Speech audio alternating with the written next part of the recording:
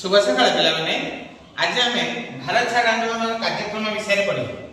भारत छाड़ आंदोलन समय निम्नलिखित कार्यक्रम ग्रहण कर श्रमिक और कृषक मैंने भू राजस्व देवा बंद करेंगे, इंग्रेज कर्मचारी मानक कौन खाद्य पदार्थ बिक्री कर कागज नोट ग्रहण कर प्रथम कार्यक्रम।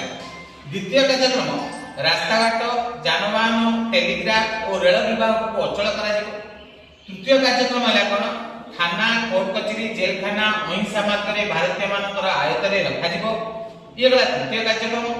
चतुर्थ कार्यक्रम कौन थी साधारण जनता जो मैंने आंदोलन करेंगे से कौन करेंगे ना अहिंसा मार्ग ग्रहण करेंगे, सत्य अहिंसा मार्ग ग्रहण करेंगे। भारत छाड़ आंदोलन प्रस्ताव गृहीत होबार परदिन महात्मा गांधी और कांग्रेस कार्यकारी कमिटी सदस्य मानक गिरफ्त कर।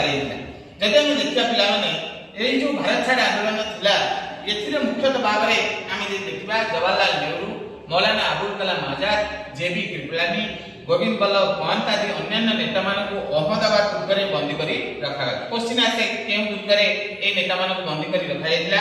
गांधीजी पुनार आग खां पैलेस रे कोन गायतिला बंदी कर रखा जायतिला। जातीय कांग्रेस को बेआईन घोषणा करागला। समाजवादी दलर नेता जयप्रकाश नारायण, राम मनोहर लोहिया और अरुणा आशापल्ली नेतृत्व में आंदोलन परिचालित यह तुम आंदोलन कार्यक्रम एवं अंशग्रहण करथिबा व्यक्ति विशेष। तापर आंदोलन व्यापकता जदि हम देखिबा ताले ए आंदोलन व्यापकता सुदूर प्रसारित एठी देखा पिलाने ए जो आंदोलन हेतिला ए कृषक माने थाना घेराव करी पुलिस अफिसर मानको आयोजन करथिले। गुजरात रो हड़ताल कारण रे शिक्षानुष्ठान गुरु बंद कर हेतिला। कर्नाटक रे सरकारी ऑफिस, रेल स्टेशन और डाकघर जनसाधारण को क्रोधर शिकार हेले। बंगला और बिहार रे गांधीजींकर कर बा मर जाकी भारत छाड़ आंदोलन मंत्र थिला उद्बुद्ध होई कोणे ना साधारण जनता आंदोलन चालू रखिले।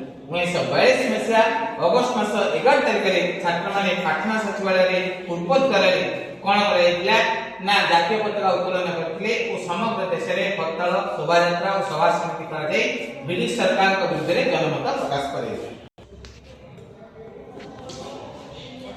सरकार को दमन प्रक्रिया कौन था देखा ना भारत छाड़ आंदोलन तीव्रता देखी दमन करने इंग्रेज सरकार बहु अमानुष पदक्षेप ग्रहण करते। सरकार सभा और शोभायात्रा को बैन घोषणा करते। लाठीप्रहार, गुली चालना और साधारण घटना परिणत होता। ब्रिटिश प्रधानमंत्री चर्चिल कौन करते ना ब्रिटिश हाउस ऑफ कॉमन्स रे 1942 मसीहा सेप्टेम्बर 10 तारिख रे कौन करते भारत छाड़ आंदोलन को दमन कर संपूर्ण मिछा था। किंतु आंदोलन ये जो से घोषणा करे यार प्रभाव भारतीय मानक ऊपर पड़ता। या द्वारा पिला माने तुमर भारत छाड़ आंदोलन विषय सम्यक सूचना आज पे धन्यवाद।